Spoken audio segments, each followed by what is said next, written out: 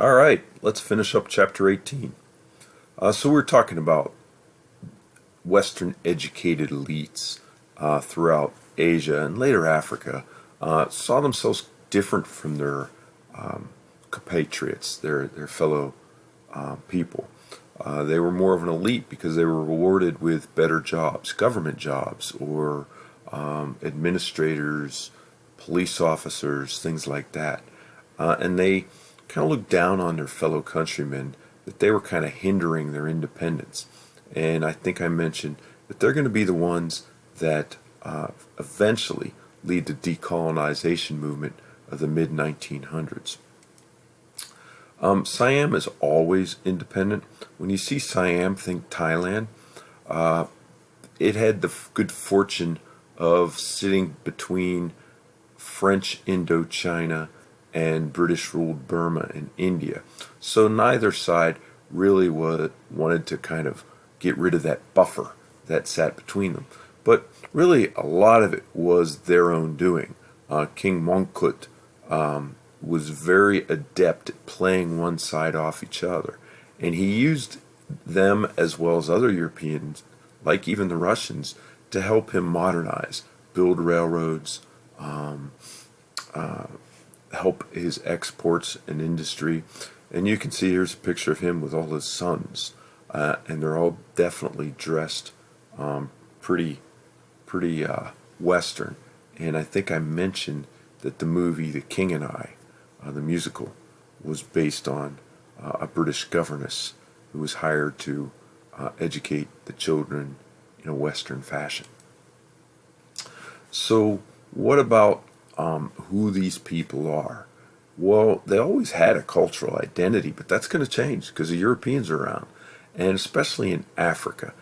In the early 1900s, about 10,000 missionaries descended on Africa, and they helped convert more than half of sub-Saharan Africa to Christianity. Now, Christianity was attractive for a lot of reasons. For the same reason it was attracted to many of the Europeans. Women found it particularly attractive because it gave them more value to their lives. Children as well. And many of these Africans that the Christian missionaries converted would then go on into other villages and convert their fellow Africans. Again, why did people convert? Well, many saw this new religion as a chance to kind of gain greater equality. Others saw it as kind of like after a sports team loses a game. You got to kind of reevaluate. What are we doing wrong? Maybe we should be doing some of the things they're doing. Well, when the Africans were defeated in colonization or had colonization imposed upon them, many of them looked to the Christian religions, the colonizers' religion, and thought, well, there must be something in that. Maybe our old gods have failed us. So for many of the pagan people, that made Christianity attractive.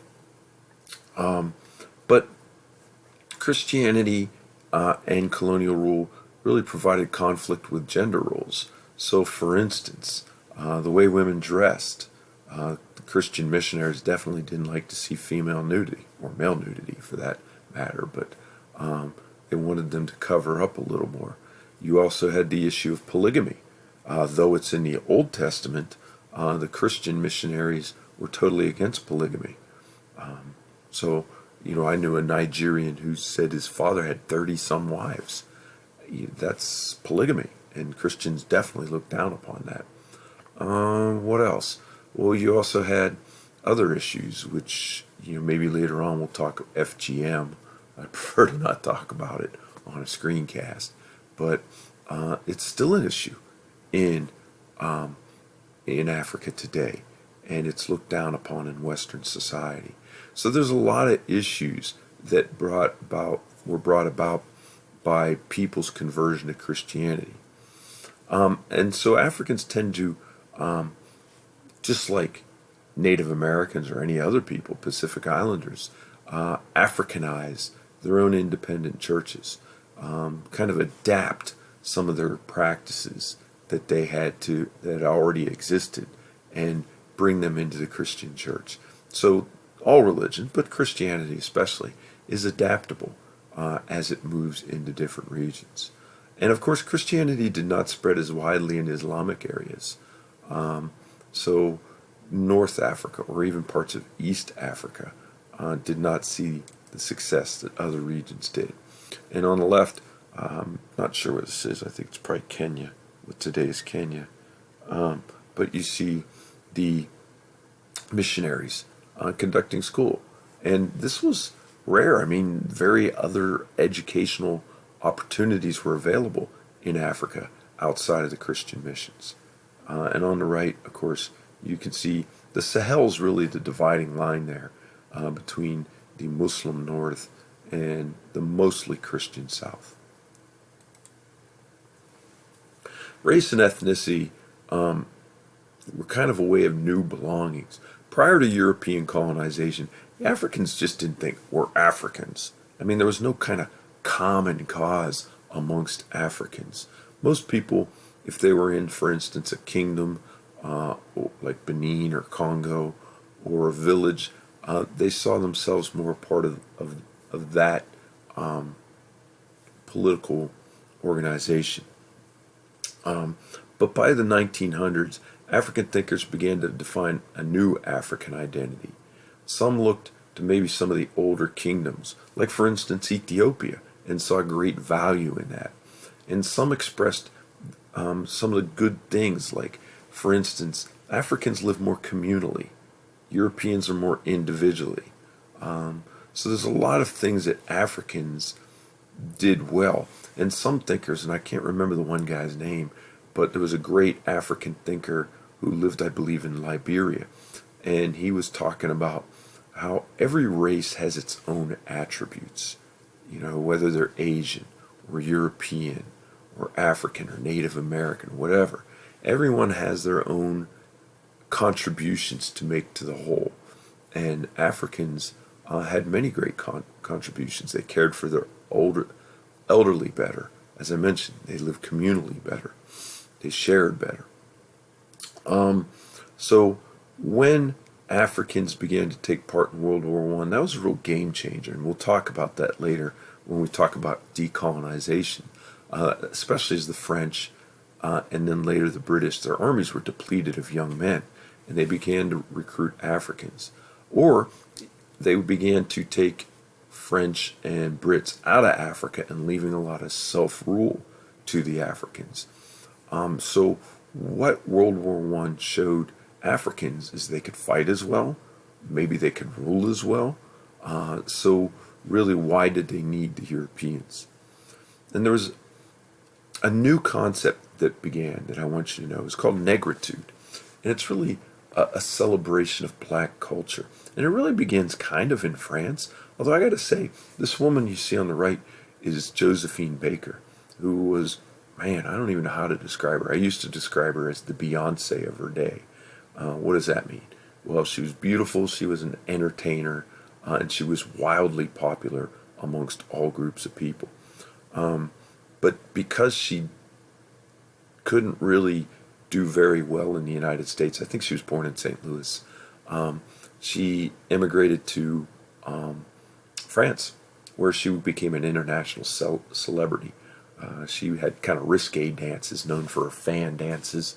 Always had, I think, a pair of either cheetahs or leopards that were like her pets. But France was kind of the center of negritude because France ruled a lot of African cultures. And they would also allow certain representation in French Parliament of the African colonies. We'll talk about this more when we get to France and decolonization. But negritude basically is saying that black culture had healthier attitudes about sex and sex roles than Europeans. Women tended to have more freedoms.